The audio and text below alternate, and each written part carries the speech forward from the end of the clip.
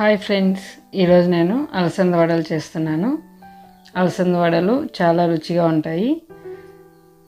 ఈ అలసంద వడల్లోకి chicken curry combination అయితే చాలా బాగుంటుంది. ఇప్పుడు అలసంద వడలు చేయడానికి కావలసిన పదార్థాలు చూద్దాం.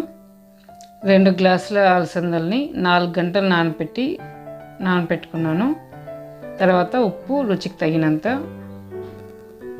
కొత్తిమీర కొద్దిగా కట్ చేసుకున్నది, కరివేపాకు కొద్దిగా ఇలా చిన్న చిన్న ముక్కలు కట్ చేసుకోవాలి, జీలకర్ర 1 స్పూన్, ఉల్లిపాయలు పెద్ద ఉల్లిపాయలు 2 చిన్న చిన్న ముక్కలుగా కట్ చేసినవి, పచ్చిమిరపకాయలు 20, నూనె డీప్ ఫ్రైకి కావాల్సినంత.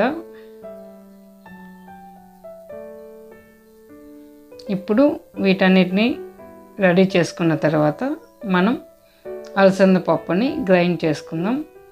ఈ అలసంద పప్పుని రోట్లో రుబ్బుకుంటే చాలా టేస్టీగా ఉంటుంది. కాకపోతే టైం ఎక్కువ పడుతుంది కాబట్టి నేను మిక్సీ జార్లోనే గ్రైండ్ చేసేస్తున్నాను. ఒక మిక్సీ జార్ తీసుకొని దాంట్లో సగం వరకు అలసంద పప్పును వేసి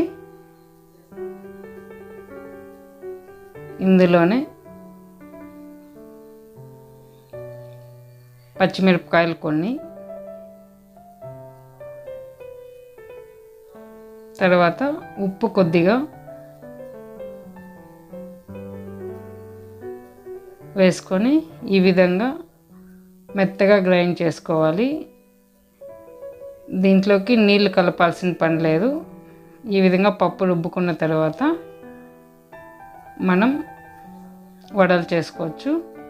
ఈ విధంగా మొత్తం పప్పుని గ్రైండ్ చేసుకున్న తర్వాత ఒక గిన్నెలోకి తీసుకొని అందులో కట్ చేసుకున్న కొత్తిమీర, కరివేపాకు, ఉల్లిపాయలు, జీలకర్ర వేసి బాగా కలుపుకోవాలి. మనం ఇందులో నేనైతే గ్రైండ్ చేసినప్పుడు కొద్దిగా ఉప్పు వేసి గ్రైండ్ చేసుకున్నాను.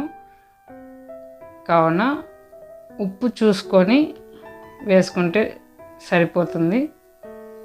ఈ విధంగా మొత్తం గ్రైండ్ చేసుకున్న పిండిని బాగా కలుపుకున్న తర్వాత మనం ఈ విధంగా చిన్న చిన్న ఉండలుగా చేసుకొని ఒక క్లాత్ పైన ఈ విధంగా తట్టుకుంటే వడల షేప్ చాలా బాగా వస్తుంది. ఇప్పుడు స్టవ్ ఆన్ చేసి కడాయి పెట్టుకొని డీప్ ఫ్రైకి సరిపడా నూనె పెట్టిన తర్వాత మనం ఈ వడల్ని వేసి నూనెలో డీప్ ఫ్రై చేసుకుంటే మనకి ఎంతో రుచికరమైన వడలు అనేవి రెడీ అయిపోతాయి. ఈ విధంగా వేసిన తర్వాత ఒక్కొక్కటి ఒకవైపు కాలిన తర్వాత దాన్ని టర్న్ చేసుకుంటూ ఉండాలి.